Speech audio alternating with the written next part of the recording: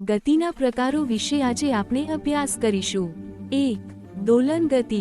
જે ગતિ આગળ પાછળ અથવા ઉપર નીચે સમપ્રમાણે ચાલે છે તેને દોલન ગતિ કહે છે। ઉદાહરણ: ઝૂલતો ઝૂલો, ઘંટડીનો લોલક। 2. રેખીય ગતિ। જે ગતિ સીધી રેખામાં થતી હોય તો તેને રેખીય ગતિ કહેવામાં આવે છે। રેખીય ગતિના બે પ્રકારો છે, નિયમિત રેખીય ગતિ અને અનિયમિત રેખીય ગતિ। નિયમિત રેખીય ગતિ: વસ્તુ એકસરખી ઝડપે સીધા જાય। ઉદાહરણ: ટ્રેન નિયમિત ઝડપે ચાલે ત્યારે। અનિયમિત રેખીય ગતિ: વસ્તુની ઝડપ અથવા દિશા બદલાતી રહે। ઉદાહરણ: ટ્રાફિકમાં ચાલતી કાર। 3. પરિભ્રમણ ગતિ: જ્યારે કોઈ વસ્તુ પોતાના ધ્રુવની આસપાસ ફરતી હોય। ઉદાહરણ: પંખો, પૃથ્વી। 4. વર્તુળાકાર ગતિ: વસ્તુ જે રાઉન્ડ ગોળવૃત્તમાં ફરે તે ગતિ। ઉદાહરણ: પૈડાની ગતિ, પૃથ્વીનું સૂર્યની આજુબાજુ ફરવું।